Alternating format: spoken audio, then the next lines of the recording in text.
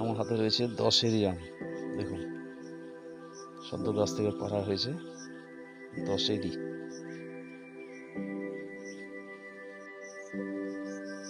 আমরা দেখছি গৌরমতি আম, বাংলাদেশের ভ্যারাইটি গৌরমতি। একটি দুটি আম নয়, 115 রকম প্রজাতির আম আমরা তুলে ধরছি এই ভিডিওতে।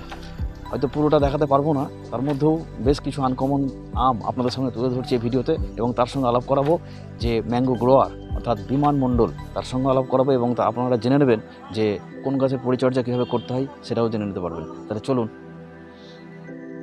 ক্যাপসুল, একদম ছোট আম, ক্যাপসুলের মতো। দেখুন 1 থেকে 1.5 ইঞ্চি, তার বেশি নয়।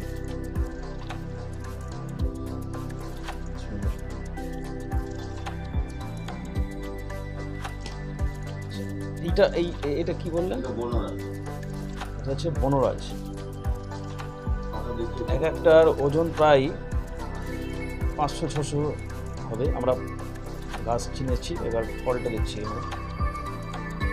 পেকে যাওয়ার সময় হয়েছিল বলে পেরে নেওয়া হয়েছে। আচ্ছা, এবার চলে আসি রেড পালমার, যে লালচে একটা আভা। রেড পালমার দেখুন, টক মিষ্টি রেড পালমার। মল্লিকা, মালদার অন্যতম বিখ্যাত আম মল্লিকা, পুরো পেকে রয়েছে। সময় খেলে যা মজা পাবেন সবাই, চিন্তার বাইরে। আচ্ছা, এবার চলে আসি আনারস। আনারস, এই আমটা আমরা এখন টেস্ট করছি। যদিও আনারস একটু বিলুপ্ত প্রজাতির আম। আনারস জাপানি পালমার, বিখ্যাত সেই আম জাপানি পালমার। রকমারি আমের সম্ভার, এখানে এলেই আপনারা রকমারি আমের সম্ভার দেখতে পাবেন। নিলাম, দেখুন অদ্ভুত দেখতে, কি সুন্দর কালার, দেখুন কি সুন্দর লালচে আভা, আকর্ষণীয়, দেখেই তো খেতে ইচ্ছে হচ্ছে।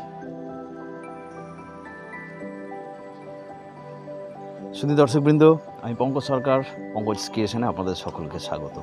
এখন আমরা দাঁড়িয়ে মালদার বিনোদপুর এলাকায়। এখানে আমরা দাঁড়িয়ে রয়েছি বিমান মণ্ডলের আমবাগানে। তিনি জেলার অন্যতম মুখ। কেন তিনি বিখ্যাত?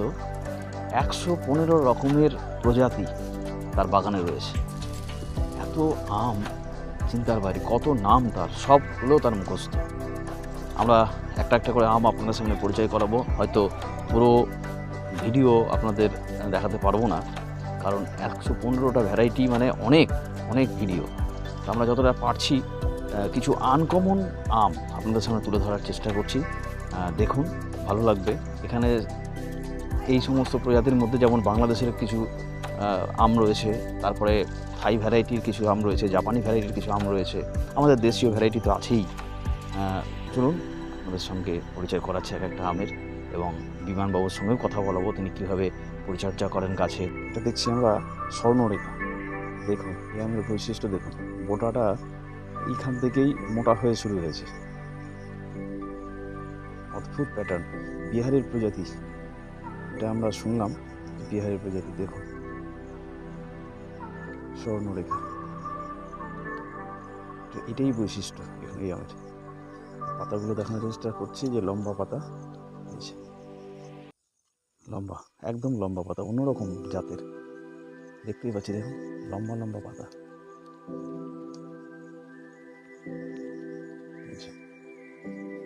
লম্বা পাতা। আমটা সত্যি দেখার মতো। আচ্ছা, আপনাদের আমি ওটা পেরেই দেখাই।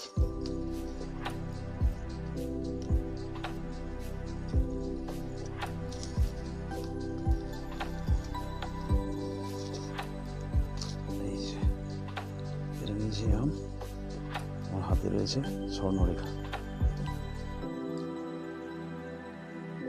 স্বর্ণরেখা।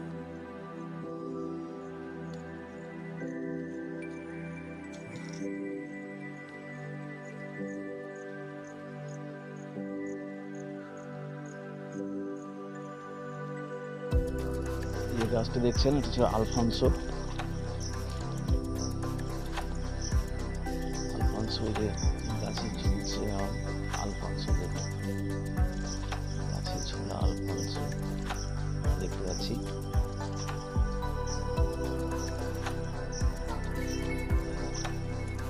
গাছের পাতাটাও দেখে রাখুন, পাতাটাও দেখানোর চেষ্টা করছি আপনাদের। আলফানসো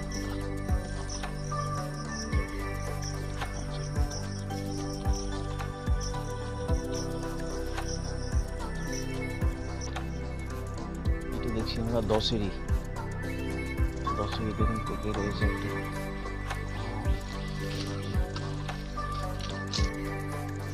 আমার হাতে রয়েছে দশেরই আম, দেখুন সদ্য গাছ থেকে পাড়া হয়েছে দশেরই।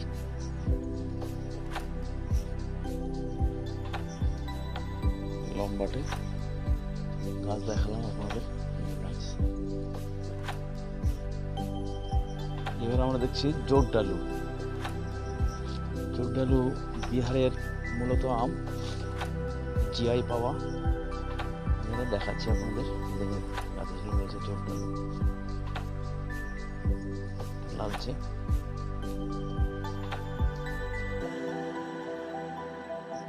পাতাগুলো দেখুন, তাও দেখাই আপনাদের। এই যে পাতা,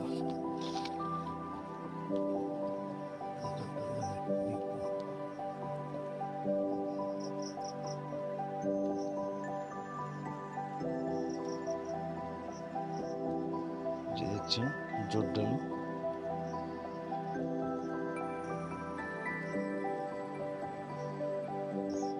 এটা দেখছি আমরা চ্যাটার্জি। কোথাকার আমটা? চ্যাটার্জি চ্যাটার্জি রকমারি আমের সম্ভার নিয়ে হাজির হয়েছি। দেখতে পাচ্ছেন একটা চ্যাটার্জি দেখছি আমরা। দক্ষিণবঙ্গের দিকে এই আম বিশ্বনাথও বলে থাকে, আমরা আমাদের এখানে চ্যাটার্জি বলে পরিচিত।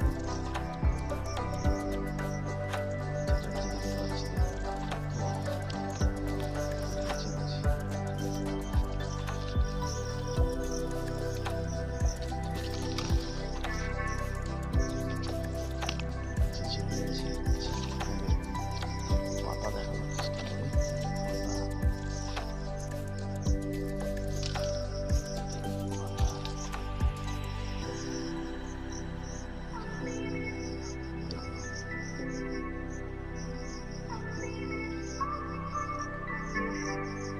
এটা দেখছি আমরা বাড়ি 12।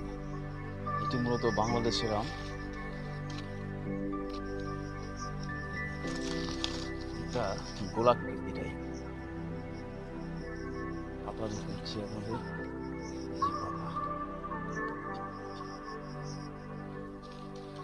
আমরা কমন কিছু আমের বাইরে আজকে রেয়ার কিছু ভ্যারাইটি নিয়ে হাজির হয়েছে আপনাদের সামনে। দেখুন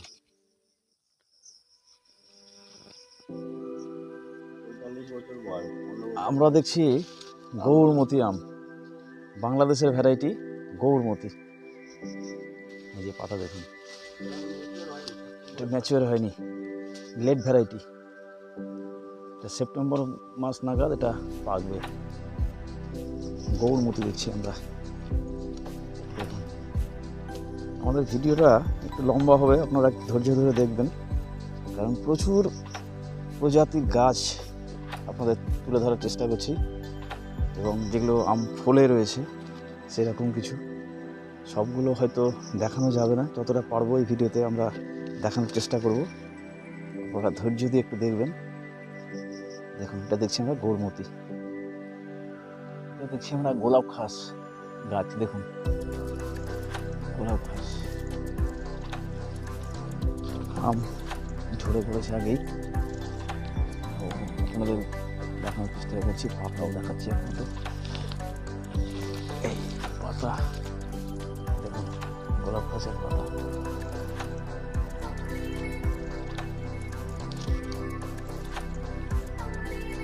আমি ডেসক্রিপশন বক্সে আমার জীবনবাবুর ফোন নম্বর দিয়ে দেবো, আপনারা সেখান থেকে যোগাযোগ করতে পারেন।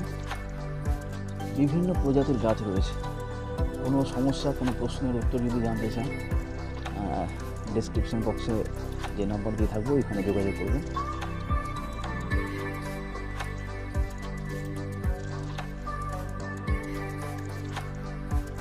আমরা দেখছি এবার অরুণিকা। আচ্ছা, যেহেতু ছায়াতে আছে বলে দাদা বললেন যে সেই জন্য এইরকম হয়ে আছে। অ্যাকচুয়ালি প্রথম থেকেই নাকি লাল বর্ণ ধারণ করে অরুণিকা। ছায়ার জন্য আমরা একটু দেখাই হাতে নিয়ে। এটা অনেকটা গোলাকৃতি আমের মতোই, কি সুন্দর, একটু লালচে বর্ণ ধারণ করে। উপরে অবশ্য একটু লালচে বর্ণ হয়ে আছে। পাতাগুলো আপনাদের দেখানোর চেষ্টা করছি। পাতাগুলো এখানে আবার উল্টানো অবস্থায় আছে। এই যে পাতা,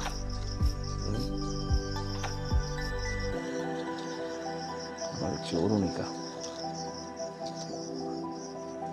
যে গাছ, পাতাগুলো উল্টানো।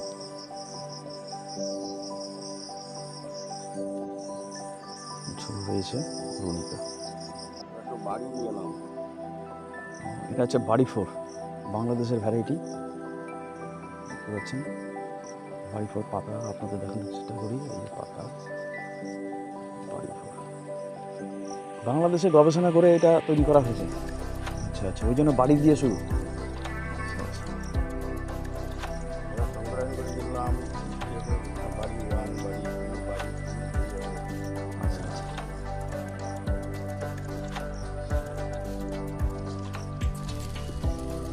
এটা দেখছি আমরা ক্যাপসুল ম্যাঙ্গো। দাদা বললেন খুব ছোট, ক্যাপসুলের থেকে খানিকটা বড়, একদম 1 ইঞ্চি হয় বলছে ক্যাপসুল ম্যাঙ্গো। দেখুন, এটা দেখাতে পারলে খুব ভালোই হতো দর্শকদের।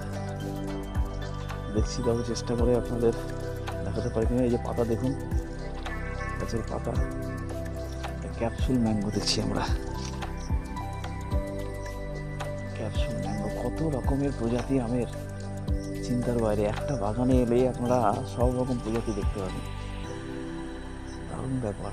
ক্যাপসুল ম্যাঙ্গো, আমরা রয়েছি ক্যাপসুল ম্যাঙ্গো। এটা দেখছি নীলম, নীলম ভ্যারাইটির, এক একটা 500-600 ওজনের হয়। নীলম ভ্যারাইটির আম গাছ দেখাচ্ছি আপনাদের।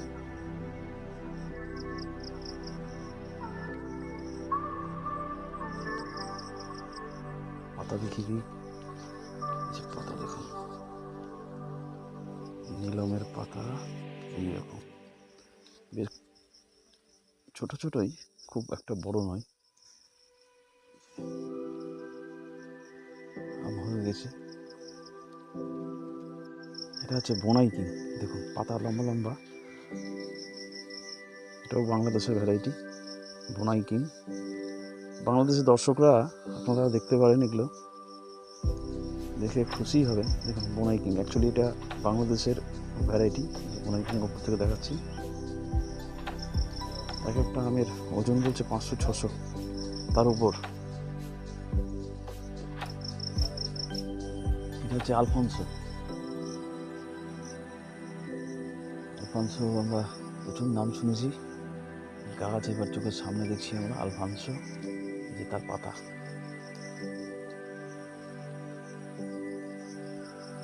আলফানসো বিখ্যাত আম। আলফানসো তো মহারাষ্ট্রের বিখ্যাত সেই আলফানসো। দেখুন আমরা মালাতে বসেই আপনাদের দেখাতে পাচ্ছি, কিন্তু আমটা আপনাদের দেখাতে পারলাম না, দুঃখের বিষয়। এই যে আলফানসো আম তাকে ধরে রয়েছে। আলফানসো দেখুন, জুম করে দেখানোর চেষ্টা করছি।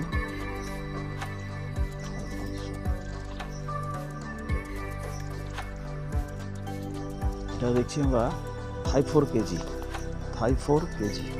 এটা থাইল্যান্ডের ভ্যারাইটি, থাই 4 কেজি। কত রকমের প্রজাতি আপনাদের সামনে দেখছি, আমি অবাক। এত প্রজাতির আম। আমরা মালদার দেশীয় কিছু প্রজাতির আম গাছ চিনি, বাকিগুলো আমাদের চেনা নেই। যে এখন আপনাদের সামনে তুলে ধরার চেষ্টা করছি, আমিও কিছু গাছ চেনার চেষ্টা করছি। আপনাদের দেখাচ্ছে যে পাতা দেখুন, পাতা একটু বাঁকানো, প্রত্যেকটা পাতায় বাঁকানো দেখুন।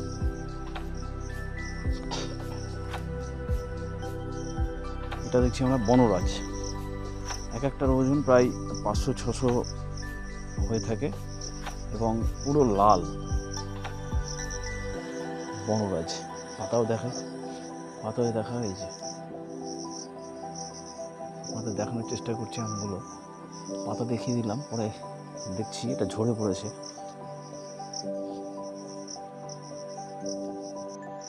এটা হচ্ছে জাপানের পালমার।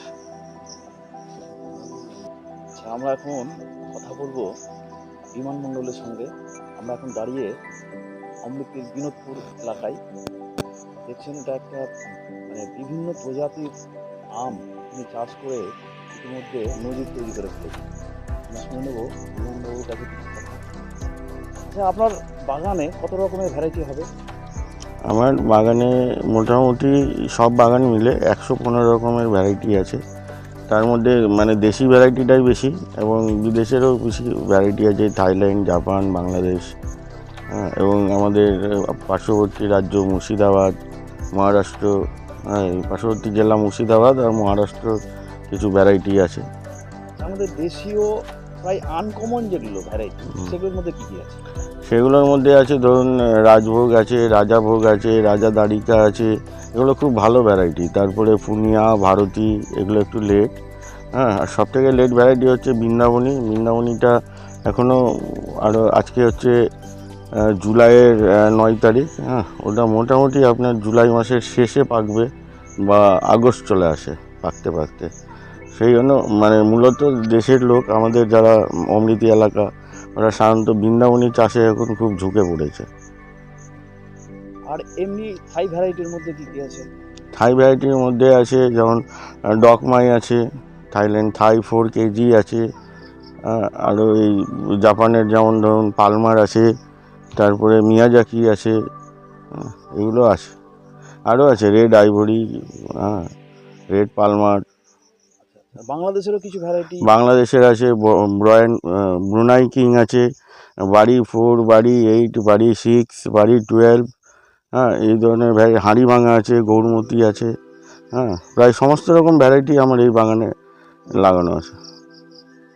এই আমগুলো, এতগুলো আমের নাম বললেন, এই আমের গাছগুলোকে চেনেন কি করে? দেখুন, আমার যখন 15 বছর বয়স তখন থেকেই আমার বিভিন্ন শখ। আমি চেষ্টা করি বিশেষ করে মালদার আমকে প্রমোশন করার বিভিন্ন জায়গাতে। যতটা পারি আমি কম পেস্টিসাইড ইউজ করি এবং আমার গাছের নিজের নার্সারিও আছে। মানুষজনকে আমি নিজস্ব গাছ ভ্যারাইটি দেওয়ার চেষ্টা করি সবসময়, যাতে জেনুইন এবং অরিজিনাল ভ্যারাইটিটা পাই। কারো যদি অবিশ্বাস থাকে তো এসে আমি গাছে ফল দেখিয়ে দিই, যেমন আজকে আপনাকে ফল দেখালাম। আর এমনি মানুষ যাতে না ঠকে তার ব্যবস্থা কী আছে?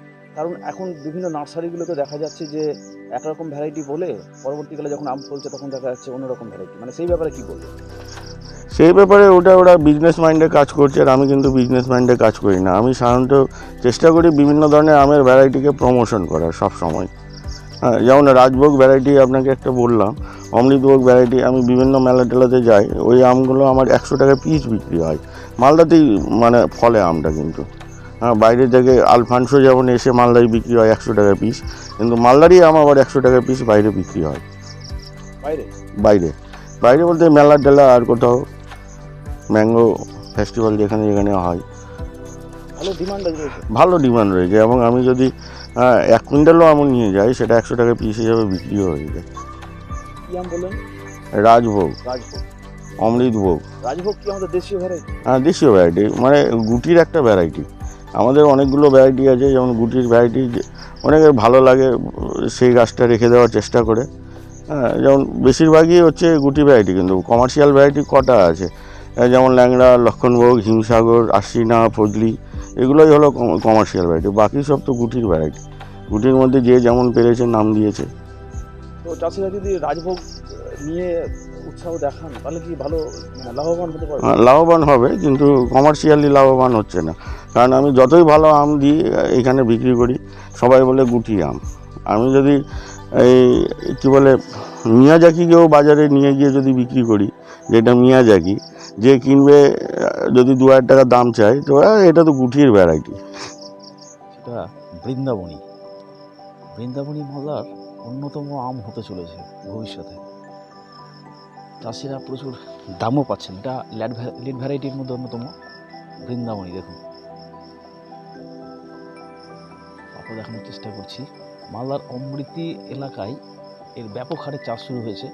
এবার কমন কিছু ভ্যারাইটি আপনাদের দেখাই, যেগুলো আমাদের মালদার বিখ্যাত যে আম ফজলি, এটা দেখছি আমরা ফজলি। এটার ওজন প্রায় 1 কেজি হবে। দেখুন কত বড়, আমার প্রায় 1 বিঘে। এই ফজলি 1 কেজির ওপর। এই ফজলি বিখ্যাত মালদা। দেখুন পাতাও দেখাচ্ছি, দেখুন পাতা কত বড় বড় এবং চওড়া, কত পাতা। এই সেই ফজলি, মালদার বিখ্যাত এই ফজলি। আরো দেখাচ্ছি, এই যে দেখুন ফুল রয়েছে প্রচুর। এটা 1 কিলো হবে না, তার একটু কম হবে। এই গেল ফজলি, প্রচুর ধরে রয়েছে গাছে।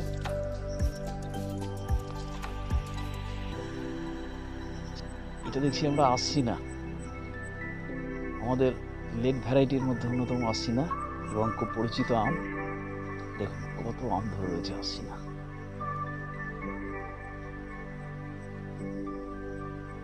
প্রায় গাছে ধরে রয়েছে এখন। জুলাই মাসের 9 তারিখ আজকে। এবং এখন আম কাঁচা। এটা আমাদের লেট ভ্যারাইটি।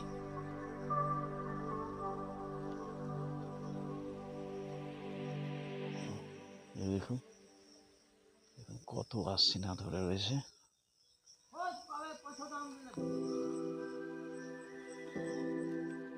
আচ্ছা, এইটা হচ্ছে আড়া জন্মা। দেখুন কি সুন্দর লেট ভ্যারাইটি। পাকতে শুরু করবে কাঁচা অবস্থায়। এটার একটা বিশেষ বৈশিষ্ট্য আপনাদের সামনে তুলে ধরছি।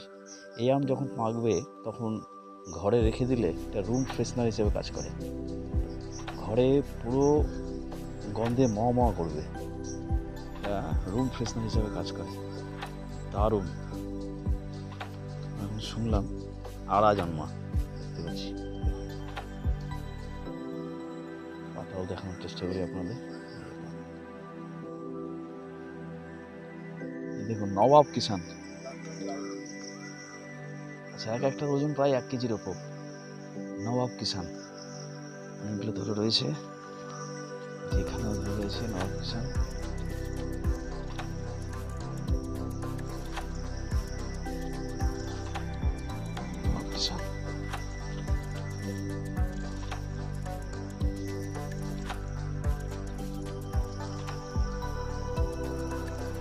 দেখছি আমরা ফুনিয়া। দেখুন কত বড় গাছ ফুনিয়া। বিশেষ বৈশিষ্ট্য রয়েছে, ধরে রয়েছে বৈশিষ্ট্য রয়েছে আপনাদের। এটা হচ্ছে, এটা শুনলাম সেটা হচ্ছে যে ফুনিয়া খেলে, যখন খাবেন তার কিছুক্ষণ পরেই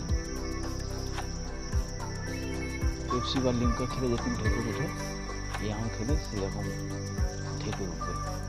নাম ফুনিয়া। বিশাল গাছ, গাছে ধরে রয়েছে ফুনিয়া। প্রচুর ফলন গাছ। পাকেনি, পাকলে আপনাদের দেখাতে পারতাম। আপনার সংগ্রহে তো 115 রকমের আম দেখলাম, তো এখনো কি কোনো বাকি রয়েছে, মানে এত প্রজাতির আম? বাকি বলতে আমি বিভিন্ন এই ম্যাঙ্গো ফেস্টিভ্যালে যাই। যেমন এই গত কয়েকদিন আগে 15 তারিখ জুন মাসে, হ্যাঁ, বিহার রাজভবনে একটা ম্যাঙ্গো ফেস্টিভ্যালে অংশগ্রহণ করেছিলাম। সেখানে কিছু নতুন নতুন ভ্যারাইটি দেখলাম, সেগুলোও আমি গাছ ওখান থেকে কালেকশন করে নিয়ে এসেছি। এবং যেখানে আমি নতুন ভ্যারাইটি দেখব, আমার সবসময় ইচ্ছা থাকবে যে সেটাকে আমি নিজের ইসের মধ্যে সংগ্রহ করে রাখি, বাগানের মধ্যে। মানে আমি অ্যাকচুয়ালি করতে চাইছি ম্যাঙ্গো মিউজিয়াম। যাতে আমার কাছে সব ধরনের ভ্যারাইটি পাওয়া যায়। এটা নিয়ে কি পড়াশোনা করতে হয় রীতিমতো? পড়াশোনাটা হলো মানে সম্পূর্ণ আলাদা। আমি সবসময় চেষ্টা করি অভিজ্ঞতাকে কাজে লাগানো। প্র্যাকটিক্যালি প্র্যাকটিক্যালি আমি চেষ্টা করি আচ্ছা, সবসময়। অন্য অন্য গাছের সঙ্গে এই যে বিভিন্ন ভ্যারাইটি আমরা দেখলাম, ওদের দেশীয় ভ্যারাইটি যেগুলো কমন কিছু ভ্যারাইটি আছে, তার সঙ্গে আনকমন যেগুলো ভ্যারাইটি, তাদের পার্থক্য কি? মানুষ উৎসাহ দেখায় না কেন, বা এটার পরিচর্যা করবে কি? আসলে যেগুলো আনকমন ভ্যারাইটি সেগুলো কমার্শিয়ালি মার্কেট পাই না। ধরুন সবাই তো আর আম মেলাতে গিয়ে রাজভোগ 100 টাকা পিস বিক্রি করতে পারবে না। ওকে ওই আড়তে গিয়ে দিতে হবে, আড়তে গিয়ে বলবে যে রাজভোগ টাজভোগ বাদ দেন, এগুলো গুটি আম। এই কারণেই মানুষের অন্যান্য আমে চাষের আগ্রহটা কমে যায়। যেমন বিদেশি ভ্যারাইটিগুলো, এই আপনি বলছেন যেটা মিয়াজাকি, এখানে আমি কোথায় বিক্রি করব? কে নেবে আমার কাছে 1 লাখ টাকা কেজি বা 1 লাখ টাকা পিস কেউ নেবে মালদাতে? সেই কারণেই মানুষ উৎসাহ দেখায়। পরিচর্যার বিষয় পরিচর্যা, এই আমটাম ভাঙা হলে আমি সাধারণত জৈব সার দিয়ে গাছের গোড়ায় একটু খাবার দিই, পরিচর্যা করি, তারপরে নিয়মিত যেটা স্প্রে করা। মানে কোনো কমন যে সমস্ত গাছের সঙ্গে হ্যাঁ, কমন গাছের সাথেই আমি পরিচর্যা করি, কোনো গাছকে আমি আলাদাভাবে পরিচর্যা করি না। আচ্ছা, এখানে আম পাড়ার কাজ চলছে, আম পাড়ার ছবি আপনাদের দেখাই। আম পাড়ার কাজ চলছে, প্রতিদিন আম পাড়া হচ্ছে।